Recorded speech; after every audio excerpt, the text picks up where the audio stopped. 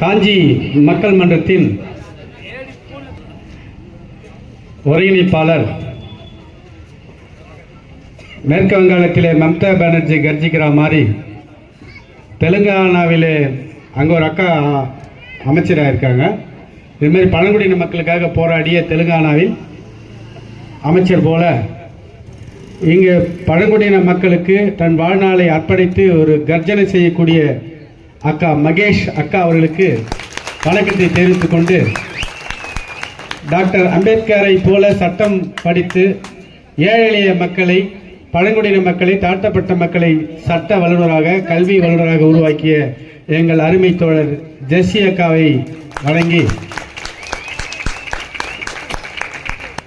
அதே மாதிரி வழக்கறிஞர்கள், மூத்த வழக்கறிஞர்கள் காஞ்சிபுரத்தில் எப்படி நீதிபதிகளை எப்படி கைப்பாக மாற்றியிருக்கிறார்கள் என்பது எங்கள் தோழர்களுக்கு, வழக்கறிஞர்கள் தெரியும். அன்பு தோழர் மகா அவர்களுக்கும், மேகலா தோழர் அவர்களுக்கும், தமிழ் தோழர் அவர்களுக்கும், பாலு அவர்களுக்கும், உமா அவர்களுக்கும், திராவிட முன்னேற்ற கழகத்தினுடைய தெற்கு ஒன்றிய செயலாளர் ஆற்றல்மிகு அண்ணன் சேகரன் அண்ணன் அவர்களுக்கும், வாலாஜாபாத் ஒன்றிய துணை சேர்மன் அவர்கள் சேகரன் அவர்களுக்கும், பேரூராட்சி கழக அண்ணன் பாண்டியன் அவர்களுக்கும் மற்றும் திராவிட முன்னேற்ற கழகத்தினுடைய ஒன்றிய பொருளாளர், துணை செயலாளர், பல ஊராட்சி மன்ற தலைவர்கள், பேட்டை வட்டாரம் முழுவதும் இருக்கக்கூடிய ஊராட்சி மன்ற தலைவர்கள் நிறைய பேர் வந்திருக்காங்க. உள்ளாட்சி பிரதிநிதிகளுக்கும் என் முதற்கண் வணக்கத்தை தெரிவித்துக் கொள்கிறேன். இந்தியாவில் சட்டத்தை உருவாக்கிய டாக்டர் அம்பேத்கர் அவர்களையும் வணங்கி, உலக தொழிலாளர்களை ஒன்று சேருங்கள் என்று சொன்ன மாமேதை மார்க்ஸை வணங்கி, தமிழ்நாட்டில் ஒரு சுயமரியாதையோடு மனிதன் வாழ வேண்டும் என்று கூறிய தந்தை பெரியாரை வணங்கி, அதேபோல பேரறிஞர் அண்ணா, டாக்டர் கலைஞர் அவருடைய கொள்கைகளை ஏற்றுக்கொண்டு நான் பேச்சை துவங்குகிறேன். தமிழ்நாட்டில் இன்றைய தினம் தேர்தல் அதிகாரி சொல்லியிருக்கிறார், 2 ஆண்டுகள் திராவிட முன்னேற்ற கழகம் ஆட்சிக்கு வந்த பிறகு, நான் சொல்லவில்லை, தமிழ் இன்றைய தமிழ்நாட்டினுடைய தேர்தல் அறிக்கை சொன்னார், அதிகாரி கூறியிருக்கிறார், சட்டம் ஒழுங்கு என்பது தமிழ்நாட்டில் சீராக உள்ளது. மக்கள் நிம்மதியாக வாழ்வதற்கு மாண்புமிகு தமிழ்நாடு முதலமைச்சர்கள், பெண்கள் நிம்மதியாக வாழ்வதற்கு, நெசவாளர்கள் நிம்மதியாக வாழ்வதற்கு, மாணவர்கள் நிம்மதியாக படிப்பதற்கு, இளைஞர்கள் நிம்மதியாக வாழ்வதற்கு, சென்றும் இடமெல்லாம் எந்தவித சண்டை சச்சரவு இல்லாமல், சாதிய மோதல் இல்லாமல், சமுதாயங்கள் சண்டை இல்லாமல் சட்ட ஒழுங்கை நம்முடைய டிஜிபி அவர்களும், காஞ்சிபுரம் மாவட்ட எஸ்பி அவர்களும், காஞ்சிபுரம் மாவட்ட துணை கண்காணிப்பு டிஎஸ்பி அவர்களும், வாலாஜாபாத்தினுடைய ஒரு கதாநாயகன் வந்திருக்கிறார் பிரபாகரன் என்ற இன்ஸ்பெக்டர், ஒரு நேர்மையான அதிகாரி, போலீஸ் அதிகாரி. இந்த வாலாஜாபாத் சட்ட ஒழுங்கை பாதுகாத்து எல்லா கிராமங்களிலும் கேமரா அமைத்து ஒரு சிறப்பான காவல்துறை அதிகாரியாக, அவருக்கு இருக்கக்கூடிய உதவி ஆய்வாளர்கள் சிறப்பான முறையிலே காவல்துறை பணி என்பது தேர்தல் பணியும் பார்த்துக்கொண்டு மக்களை பாதுகாத்துக் கொண்டு, இதற்கு தமிழ்நாடு முதலமைச்சர் எப்படி சட்ட ஒழுங்கை பாதுகாக்கிறாரோ அதை போல நம்ம காஞ்சிபுரம் மாவட்டத்தில் சட்ட ஒழுங்கு என்பது மக்கள் நிம்மதியாவதற்கு இருக்குது என்பது தேர்தல் அதிகாரியுடைய நிலவரம். அதிமுக ஆட்சியில் ஜெயலலிதா அம்மையா இருக்கும் போதும், எடப்பாடி இருக்கும் பொழுதும் அடிக்கடி கரண்ட் ஆஃப் ஆகும் இல்லைங்களா? இப்ப மின்சாரம் என்பது தமிழ்நாடு முழுவதும் தொழில் செய்வதற்கும், மாணவர்கள் படிக்குவதற்கும் சீரான மின்சாரம் என்பது கிடைக்கப்படுகிறது. இலவச மின்சாரம் என்பது பம்பு செட்டுகளுக்கு கிடைக்கிறது. கடந்த ஆட்சியில், பிஜேபி ஆட்சியில் 10 ஆண்டுகளில் மின்சாரத்தை உற்பத்தி செய்யாமல் நம்முடைய முதலமைச்சர் அவர்கள் மின்சாரத்தை சீராக வழங்குவதற்கு பற்றாக்குறையா இருக்குது. 20,000 மெகாவாட் தமிழ்நாட்டிலே பற்றாக்குறையா இருக்குது மின்சாரம். அதையெல்லாம் ஈடுகட்டி கொண்டு மின்சாரம் தேவை என்பது ஏழை எளிய மக்களுக்கு இலவச மின்சாரத்தை கொடுத்து, பம்பு செட்டுக்கு இலவச கரண்ட் கொடுத்து, இன்னைக்கு வீடுகளுக்கு மின்சாரத்தையும் சீரான முறையில் நம்முடைய தமிழ்நாடு அரசு வழங்குகிறது. இன்னைக்கு தேர்தல் பரப்புரை சொல்லியிருந்தோம், அதிமுகவுக்கும் அந்த 1000 ரூபாய் போய் சேர்ந்திருக்கு. மகளிர் உரிமை தொகை பாமக காரனுக்கு அந்த 1000 ரூபாய் போய் சேர்ந்திருக்கு. அவங்களே வீடு வீடா போய் ஓட்டு உதயசூரியனுக்காக சொல்லியிருக்காங்க. பிஜேபி காரனும் சேர்ந்திருக்கு. அப்போ எல்லா பகுதி தரப்பு மக்களுக்கும் தமிழ்நாட்டுடைய ஏதோ ஒரு திட்டங்கள் மூலமா சலுகை போய் மக்களுக்கு போய் சேர்ந்திருக்கிறது. சேர்ந்த மக்களை ஒரு வார்டில் ஒரு பூத்தில் 600 ஓட்டு வாங்கியிருந்தால் இப்ப 800 ஓட்டு 900 ஓட்டு வாங்குவது என்பது கட்டளையிட்டு நம்ம முதலமைச்சர் நம்ம எல்லாம் வாக்கு வீடுவிடாக சென்று வாக்கு உதயசூரியனுக்கு சேகரிக்கணும். அதான் நம்ம வேலையே. நமக்கு இந்த ஒரு மாசம் இதான திருவிழா, இதான போர்க்களம். நம்ம போய் இப்ப ஓட்டு கேட்டதுன்னா தலைவர் ஆக முடியும், கவுன்சிலர் ஆக முடியும், எம்எல்ஏ ஆக முடியும், எல்லாம் ஆக முடியும். பிஜேபி வந்துட்டா அவன் போய் நம்ம ஆக முடியுமா? அப்ப வீடு வீடாக சென்று நம்முடைய உதயசூரியன் சின்னத்தை, பேரறிஞர் அண்ணா உருவாக்கிய சின்னத்தை பாதுகாக்கப்பட வேண்டும். திராவிட முன்னேற்ற கழக கட்சியை பாதுகாக்க வேண்டும். நம்முடைய மாண்புமிகு முதலமைச்சர் அவர்களை பாதுகாக்க வேண்டும் என்றால் அந்த பொதுக்கூட்டத்தின் வாயிலாக சொல்ல விரும்புகிறோம். அதே போல இன்னைக்கு கிராமப்புறங்களில் அனைத்து கிராம கலைஞர் திட்டத்தை கொண்டு வந்திருக்கிறார்கள் விவசாயிகளை பாதுகாக்க.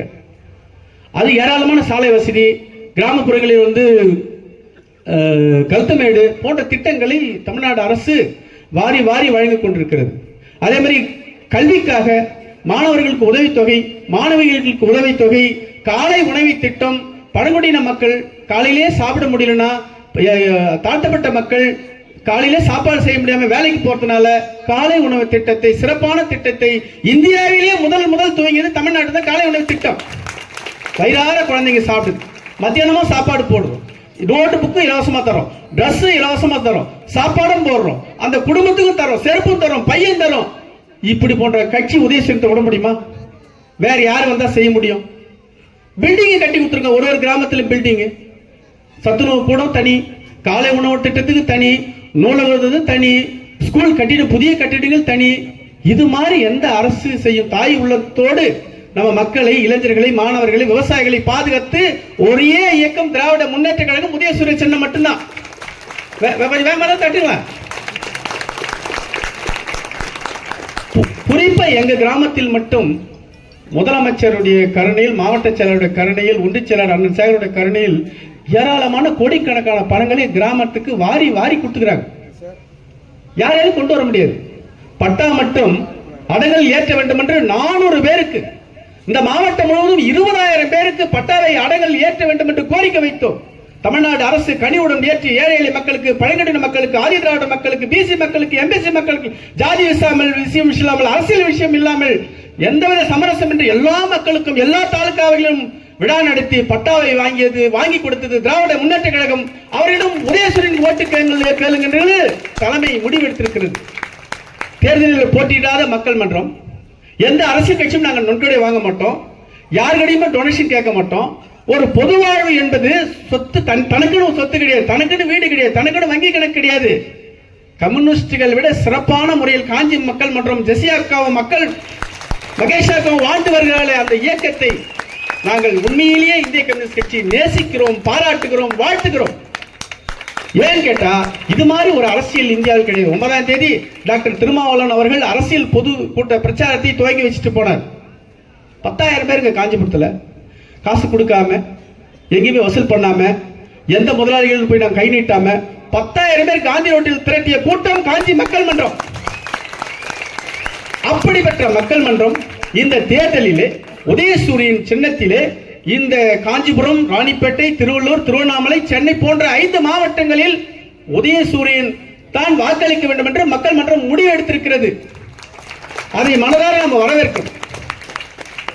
இன்றைக்கு மோடி அவர்கள் ஆட்சிக்கு வந்த பிறகு மக்கள் சொல்ல முடியாத துயரம். ஆசிரியர்கள் நிம்மதியா வேலை செய்ய முடியல, அரசு ஊழியர்கள் நிம்மதியாக வேலை செய்ய முடியல. எல்லா துறைகளிலும் ஒரு நிம்மதியாக இல்லாமல் சட்டங்களை போட்டு தொழில்நல சட்டங்களை ஆக்கிக் கொண்டு மோசமான விஷயங்களை பாரதிய ஜனதா செய்து வருகிறது. நெசவாளர்கள் பிரச்சனையில் நம்முடைய திராவிட முன்னேற்ற கழகம் தேர்தல் அறிக்கையில் அந்த ஜிஎஸ்டி வரி படுபாவி போட்டு எங்க தொழில், நெசவு தொழிலே நாசமா போச்சு.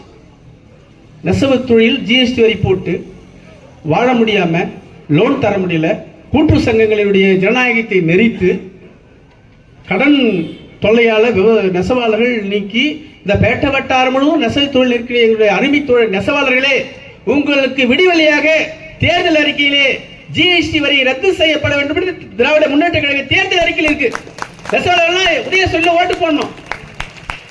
ஜிஎஸ்டி வரி, நெசவு தொழில் பூங்கா, கீழ்கதிர்ப்புள்ள நெசவு தொழில் பூங்காவை ஆயிரக்கணக்கான கோடி ரூபாய் செலவு பண்ணி நெசவாளர்கள் கூட்டாக எல்லா உற்பத்தியும், எல்லா கூட்டு நிறுவனங்களும் இணைந்து அங்கே தளபதி அவர்கள் அந்த தொழில் பூங்காவை அமைத்திருக்கிறார். நீங்க போய் பாருங்க, பிரம்மாண்டமா இருக்கு. அங்கே நெசவாளர்களுக்கு வீடு கட்டி கொடுக்கப்பட்டிருக்கு. அதே போல பழங்குடியின மக்களுக்கு 1000ற்கு மேற்பட்ட ஏழை எளிய மக்கள், காவோரம், ரோடு ஓரம், குளக்கரோரம் வாழ்ந்த மக்களுக்கு 1000 வீடு கட்டி கொடுத்திருக்கிறார் நம்ம முதலமைச்சர். பட்டாவா இலவசம். ஊத்துக்காட்டுல போய் பாருங்க, பிரம்மாண்டமா இருக்கு. மக்கள் மன்றம் போராடி மனு கொடுத்து முதலமைச்சர் கவனத்துக்கு கொண்டு போய் ஊத்துக்காட்டிலே 100 வீடுகளுங்க. எங்க சேர்மன் வந்திருக்காரு, எந்த ஒரு பைசா யாருங்களையும் வாங்கல. அதே மாதிரி சிங்காடி வக்கத்திலே 100 வீடு, அதே மாதிரி நெய்க்குப்பத்திலே வீடு. என் மக்கள் இன்னைக்கு நிம்மதியாக பிரம்மாண்டமாக ஒரு வாழ்க்கை நடத்துவதற்கு ஒரு வீடு என்பது கட்டி கொடுக்கப்பட்டிருக்கு. அது வீடு தெரியுமா? இப்ப முதலமைச்சர் 5 லட்சம் ரூபாய் கொடுத்திருக்காரு பழங்குடியின மக்கள். ஏற்கனவே 4,62,000 ரூபாய். அதுல 3,92,000 ரூபாய் தமிழ்நாடு அரசு கொடுக்குது. மோடி 1 லட்சம் ரூபாய் தான் கொடுக்கிறாரு. அந்த உத்தரவிலே இருக்கு. எங்க ஊர்ல 5 வீடு வாங்கியிருக்காரு பழங்குடியின மக்களுக்கு. 1 லட்சம் ரூபாய் கொடுத்து வாழ்க்கையே பேசிட்டு இருக்காங்க. அப்போ மக்களை பற்றி கவலைப்படாமல், படித்த இளைஞர்களை பற்றி கவலைப்படாமல் இன்றைக்கு ஏராளமான மோசமான நாசகார திட்டங்களை இன்னைக்கு மோடி அரசு கொண்டு வந்திருக்கிறது. அதே மாதிரி மோடி அவர்கள் மக்களை பிளவுபடுத்தக்கூடிய ஆட்சி தமிழ்நாட்டில். பெரியார் பிறந்த மண்ணில் அவன் திமிரு சொல்றான், பெரியார் சிலை உடைப்ப, பெரியார் சிலையில் கை வைத்தால் மோசமான விளைவுகள் சந்திக்கிறோம். நான் லெனின் சிலையை உடைப்பேன். அந்த ராஜா ஒருத்தங்கிறான், எச்சி ராஜா. பெரியார் சிலையை உடைப்பேன், அண்ணா சிலையை உடைப்பேன், லெனின் சிலையை உடைப்பேன், மார்க்ஸ் சிலையை உடைப்பேன் என்பது மேற்கு வங்காளத்தில் மட்டும் ஆயிரக்கணக்கான லெனின் சிலையை உடைத்தே காவி கூட்டம். அவன் கை வைக்கிற இடம் என்ன தெரியுமா? கட்சி அலுவலகம், தொழிற்சங்க அலுவலகம், சிலை. அம்பேத்கர் சட்டத்தை எழுதி அம்பேத்கர் சிலையை உடைக்கிறான எவ்வளவு கொழுப்பு இருக்கும், எவ்வளவு தென்னாவட்டில் இருக்கும். எங்க உடைக்கிறார்? அப்போ அம்பேத்கருடைய கொள்கையும் பெரியார் கொள்கையும் மார்க்சுடைய கொள்கையும் பாதுகாக்கக்கூடிய ஒரே இயக்கம் காஞ்சி மக்கள் மன்றம். யாராவது கை வைத்தா, யாராவது துணிச்சல் இருந்தா, இது மாதிரி தேர்தல் பிரச்சாரம் என்பது ஒரு அரசியல் கட்சிக்கு, ஒரு சின்னத்துக்கு தேர்தலே நிற்காத ஒரு இயக்கம். உதயசூரியன் சின்னத்திலே வாக்களித்து வீடு வீடாக செல்ல போறோம். நான் எங்க ஊர்ல போறேன். எனக்கு 20 கிராமம் பொறுப்பு. எல்லா கிராமங்களிலும் வீடு வீடாக சென்று எல்லா கட்சிக்காரனும் சேர்த்து உதயசூரியத்திலே வாக்களிங்கள், வாக்களிங்கள். இங்க வந்திருக்கிற ஊராட்சி மன்ற தலைவர், கவுன்சிலர் சொல்றேன், தூங்காதீங்க. தூக்கமே வரக்கூடாது. என்ன சொல்றாங்க? கல்யாணம் பண்ணி நாங்கள் 2 பேருக்கு வச்சுங்க, இந்த முறை நான் ஐ போன மாம்பத்துக்கு ஓட்டு போட்டுறேன், நான் உதயசூரியன் ஓட்டு பிரிச்சிடுவாங்க. ஓட்டை நீ ஒன்று போடு, நான் ஒன்று போடு. இந்த மாம்பழம் வேலை ஆகாது. அருவா என்பது தாமரை அறுத்துரும், கண்டிப்பா அறுத்துரும். வேலை ஆகாது. கேரளாவில் வாங்க முடியுமா? நிப்பியா? ஒரு எதிர்க்கிற எங்க எதிர்ப்பு நிப்பியா? நீ மேற்கு வங்காளத்தில் நிப்பியா, தெலுங்கானா நிப்பியா, கர்நாடகாவில் நிப்பியா, தமிழ்நாட்டில் நிப்பியா? ஒரு மாநிலத்தில் கூட உன்னால தைரியமா நின்று ஓட்டு நியாயமா ஜனநாயகமா உன்னால துப்பு இருக்குதா ஓட்டு வாங்குறதுக்கு? என் கட்சிக்காரையும் கூட்டணி கட்சினா பாணிய சின்னத்தை முடக்கி வைக்கிற, பம்பரத்தை முடக்கி வைக்கிற, உனக்கு வேண்டப்பட்டார் சின்னத்தை உடனே அறிவிக்கிற. என்ன ஜனநாயக நாடு இது? தேர்தல் அதிகாரி யாரு? பாஜக RSS மத்திய தேர்தல் அதிகாரி. அவரே செக் பண்ணி ஆளை மாத்தணும். அவனுக்கு வேண்டப்பட்டாலும் உடனே சின்ன கட்சி போகுது. மதிமுக சின்ன முடக்கிற, விடுதலை சிறுத்தைக்கு முடக்கிற. அப்ப இது கூட்டணி கட்சிகளுக்கு என்ன நீ கேவலமா நினைச்சுக்கிற? தமிழ்நாட்டில் RSS, BJP, மதவெறி கூட்டம் எல்லா தொழிலும், கல்வியை நாசம் பண்ணிட்ட, வேலையை நாசம் பண்ணிட்ட, நெசவு தொழிலை நாசம் பண்ணிட்ட, விவசாய தொழிலை நாசம் பண்ணிட்ட. டெல்லி விவசாயிகள் லட்சக்கணக்கான பேர் போராடிட்டு இருக்கான். அவனை கேவலமா நினைக்கிறாங்க. என்ன திரும்ப நினைக்கிறான்? மோடி போட்டி மாத்திடலாம், போட்டியில் நம்ம ஓட்டு போட்டு மாத்திக்கலாம், இல்ல ஜெயிச்சு பிறகு எம்பிக்கு 500 கோடி 1000 கோடி கொடுத்து காசு வாங்கின. இந்த முறை உன்னை பம்பா வேவாது, உன் வேலை ஆகாது, பப்பு வேவாது. அதனால இன்றைக்கு விவசாயிகளுடைய சின்னம் உதயசூரியன், நெசவாளர்களுடைய சின்னம் உதயசூரியன், பெண்களுடைய சின்னம் உதயசூரியன், ஏழைகளுடைய சின்னம் உதயசூரியன். உதயசூரியன் சின்னத்திலே எங்க இளையவர் சொல்லிட்டு போகிறாரு, 5 லட்சம் ஓட்டு வாங்கினா காஞ்சிபுரத்துக்கு 2 முறை வரப்போறோம்னு சொல்லியிருக்காரு. 2 முறை வருஷம் ஏராளமான திட்டங்களை கொண்டு போறோம்னு அர்த்தம். அப்ப நிச்சயமாக காஞ்சிபுரம் மாவட்டத்தில் 5 லட்சம் ஓட்டு வித்தியாசத்தில் எங்கள் அண்ணன் செல்வம் அவர்களை உதயசூரியன் சின்னத்திலே வாக்களித்து வெற்றி பெற செய்யுமாறு உங்களை அன்புடன் கேட்டு முடிச்சுக்கிறேன். நன்றி, வணக்கம்.